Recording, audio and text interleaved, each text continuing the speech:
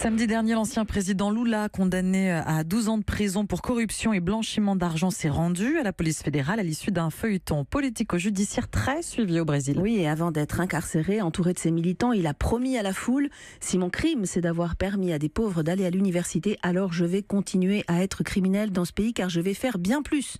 Étrange situation que celle du Brésil, avec un Lula en prison, mais aussi en tête des intentions de vote pour la présidentielle d'octobre prochain, avec plus de 20 points d'avance. Sa condamnation est fêtée par les conservateurs au nom de la lutte contre la corruption, mais surtout ils haïssent la politique de Lula depuis son arrivée au pouvoir en 2003. À l'inverse, pour beaucoup au Brésil, le procès qui a conduit l'ancien chef d'État en prison relève de l'acharnement politique. Qu'en pensent les étudiants dans ces universités évoquées par Lula? Certains dénoncent un coup d'État déguisé. Reportage à Sao Paulo de Marino Dacher. Sur le gigantesque campus de l'université de São Paulo, les étudiants se mobilisent cette semaine contre les mauvaises conditions de travail des employés du réfectoire. C'est l'heure du déjeuner, les prospectus passent de main en main et ce qui se joue ici, selon ces jeunes, va bien au-delà de leur fac. Le nouveau gouvernement conservateur a modifié le droit du travail au profit des patrons. La droite, qui avait perdu les élections de 2014, a finalement pris le pouvoir en écartant Dilma Rousseff 2 ans plus tard. Pour Odette, 23 ans, la destitution de la présidente était abusive. C'était le début d'un coup d'État institutionnel et Lula en prison n'en est que la suite logique. En parlant avec mes collègues, on sentait que beaucoup de gens étaient indignés, mais on ne savait pas comment répondre pour s'organiser contre ces attaques. Et ce que vous voyez ici, ce contexte de précarisation du travail à l'université, ça va s'empirer avec l'avancée de ce coup d'État. À côté d'Odette, Héloïsa coupe garçonne et jupe à fleurs. Elle est inquiète, elle aussi, mais ne sait pas non plus comment réagir. Son père était ouvrier métallurgique comme Lula. Elle est la première de sa famille à étudier à l'université. On traverse un moment d'exception, une montée du fascisme, une attaque profonde à la souveraineté du peuple. On nous empêche de choisir qui on veut élire comme président.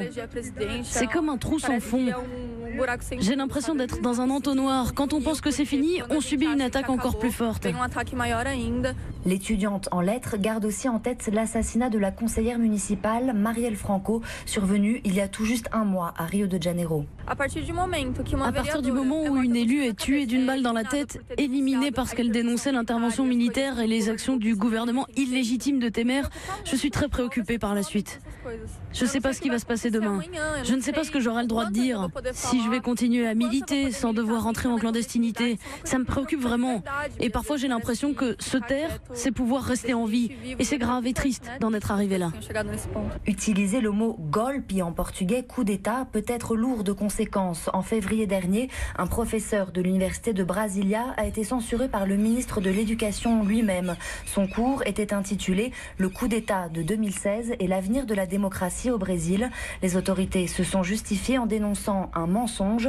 En solidarité, depuis, d'autres facultés publiques ont proposé le même cours. Mais le professeur Barbosa, docteur en sciences politiques à São Paulo, sait qu'il prend des risques.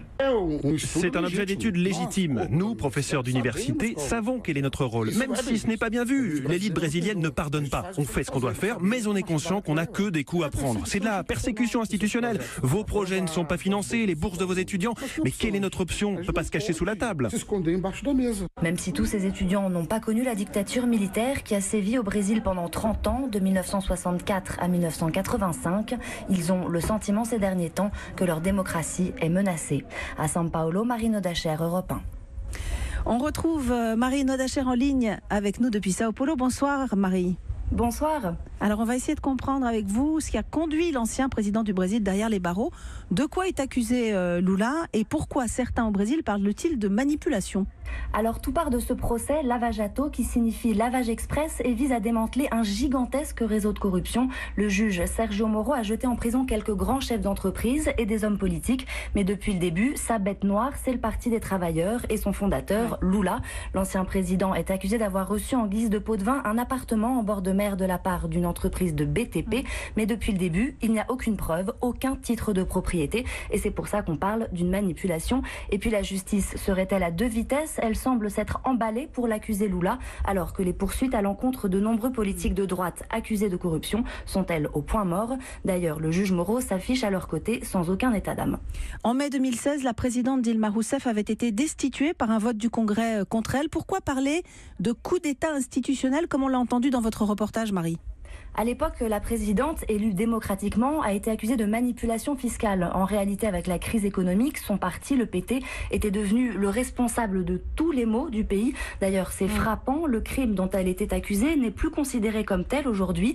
Mais en 2016, il a servi de prétexte pour permettre à l'opposition d'accéder au pouvoir.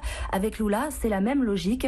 Par exemple, d'après la Constitution, un accusé ne peut être emprisonné qu'une fois épuisé tous les recours possibles. La Cour suprême a modifié ce texte. Lula, condamné en deuxième instance, est déjà en prison.